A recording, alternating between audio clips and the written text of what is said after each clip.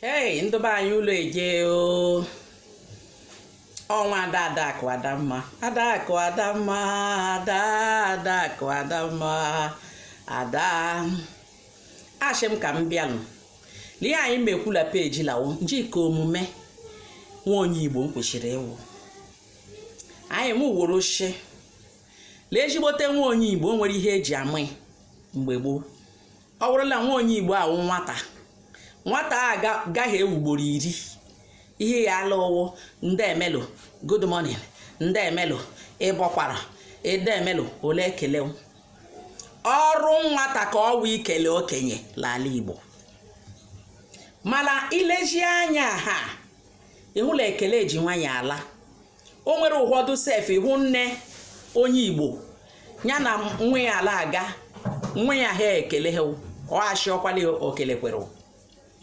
o nwejiri ha ile mgbe gboo onwe ihe meme ka onwe onye Igbo gahere ọchịwawa anya n'ihu ule a gahere ọ emeghe eme so anya ka m jishi ka m bịagwo nke awụ nke mbụ eji ama nwata amụrụ n'ala Igbo ocho n'ala Igbo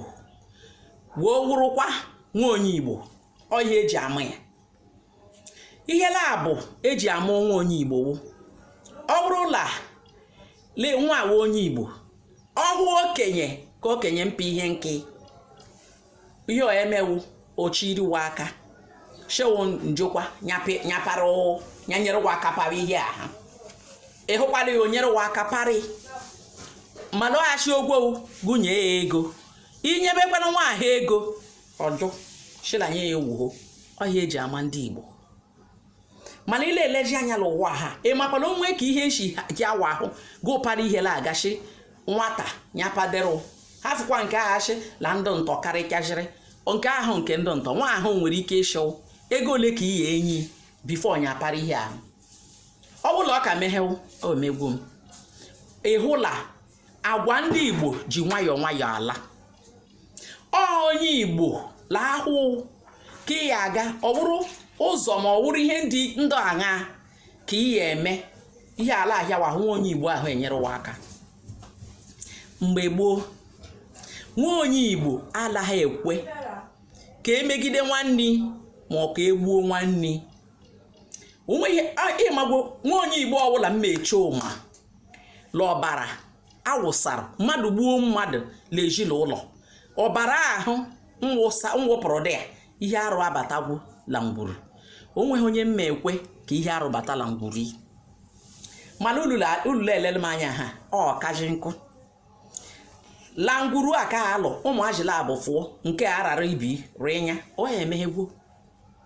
amamla ya ehọdụla achị ela mgbe agha lerere la onye Igbo rere ibi akwalụ ndị awụ ụfọdụ ndụ ngwarụ ngwala Igbo o nwere ike mama ya awụrụ onye Awụsa onwe ka agwa ịmagbo nza ebidoziri nwewe gwangwa ọbara gwagharịba ụfọdụ ndị Igbo go obodo oyibo ha lụrụ onye ọcha ọ mụtara nwa ọ latawa gbalị ya kpọrọ nwa ahụ lata akashikwala nwa ahụ onye Igbo ile anya hụlọ ọhọ pịọ Igbo omume woo gaba ọlụrụ onye Awụsa ọlụrụ ndị ofe mmalụ ịghọtagwo agwa ndị nke ofe mmalụ erujia ihe nke ha ji katụkwa mmanwụ la nke ndị ofe mmanụ njika ma ọbara ha misie la nke onye Igbo ihe eji ama awụ ekele ahụ ha akala ekele mana sọsọ ihe iji ama awụla onwe ihe ike ndarụ egwu ekwe ha bịa kwuo maka na ndị ofe mmanụ ha egwu ha tụgburu onwe ha n'egwu and ha na-enyekwu nsọpụrụ ka ndị Igbo ịka bụrụ nwa onye Igbo nya bụrụ lamụ kechiri wike kekashie wike ịhụkwara ihe emu ngụrụ ahafulakwa nwanna